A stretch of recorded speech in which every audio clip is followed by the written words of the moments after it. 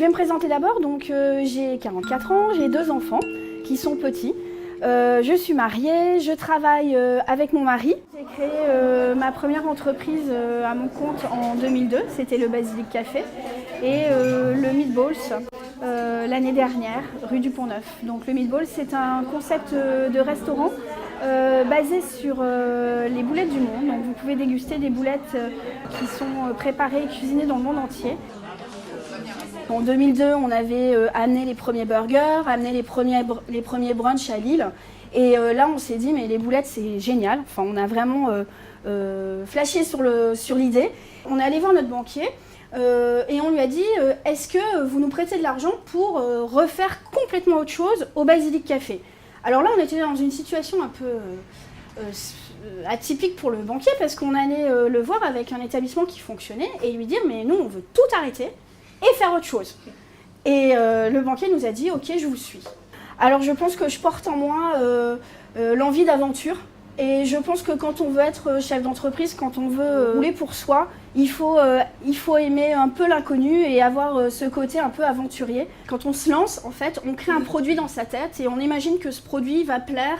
Et puis, au fur et à mesure du temps, on s'aperçoit que il faut apporter des petites modifications, il faut démêler les fils, il faut faire une petite chose qu'on n'avait pas trop envie de faire au départ, mais voilà, c'est ça qui va plaire. Donc, on adapte notre produit pour effectivement répondre à la demande.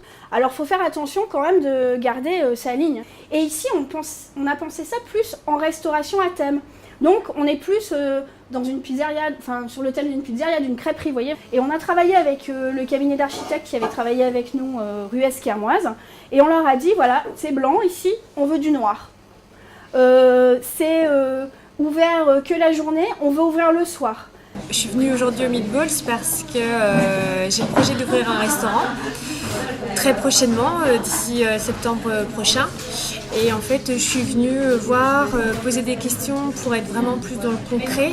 Et moi, ce qui m'inquiète un peu le plus, c'est la partie financière. Justement, les premiers mois de vie d'un restaurant, je sais qu'on ne peut pas se retirer de salaire. Aujourd'hui, au bout d'un an, on n'est pas à un rythme de chiffre d'affaires qui soit un rythme qui nous permette d'être serein. Mais notre fréquentation augmente petit à petit parce que les gens qui viennent ramènent des gens. Voilà, je trouve ça intéressant de rencontrer des personnes qui sont dans le même projet que nous et surtout des femmes parce que voilà, elles s'y connaissent bien, elles savent les risques. Prévoyez bien vos trésoreries en amont quand vous allez vous installer parce que c'est vraiment le nerf de la guerre qui va vous permettre de patienter jusqu'à fixer votre produit, pouvoir le communiquer. Nous, on a ouvert il y a 1 an et là, notre produit, on a été obligé de l'adapter. Aujourd'hui, il est cadré et donc du coup, on peut le vendre. On vient de gagner un prix de l'innovation. Voilà, ils sont venus au mois de novembre, le produit était prêt. Était fini, était prêt à être commercialisé. Quelle était votre stratégie de communication justement pour faire connaître votre nouveau produit, votre nouveau... Pour le Meatballs ? Le truc, c'est qu'on mise sur l'originalité de nos produits et le côté un peu innovant de ce qu'on fait à chaque fois pour essayer d'attirer déclencher des articles. Et après, on travaille de la même façon avec les blogueurs. Aujourd'hui, les blogueurs sont quand même très influents et je pense qu'on ne peut plus, au niveau de sa communication, passer outre. C'est très important, quels que soient les secteurs d'activité. Donc là, voilà, on parlait de risques, mais aussi des avantages de se mettre aussi à son compte. Comment allier sa vie de couple, parce que moi je suis maman, j'ai 34 ans, j'ai 2 enfants et je suis en couple, donc voilà, comment allier sa vie de couple, sa vie de famille avec sa vie professionnelle. Donc là j'ai vraiment eu des réponses. Comment vous avez justement réussi à gérer votre grossesse, une naissance avec l'entreprise en parallèle? J'ai délégué. Mais j'ai repris 4 semaines après les accouchements. Alors je reprenais à temps partiel et puis on jongle en fait. Vous avez fait des professions de franchiseurs, vous franchisez? C'était important pour nous de fixer le produit qui était un produit neuf, donc on ne pouvait pas se lancer directement sur un produit avec le risque que ça ne plaise pas.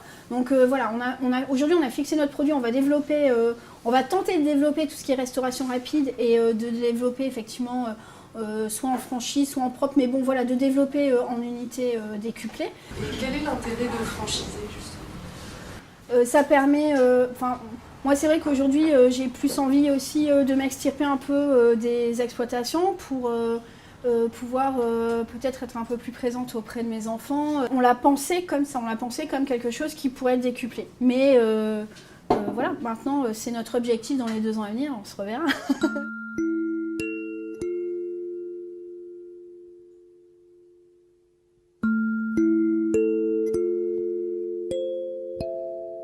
Là, on ne se connaissait pas encore ce matin, là on parle déjà peut-être de partenariat. Voilà, donc ça c'est vraiment très très important.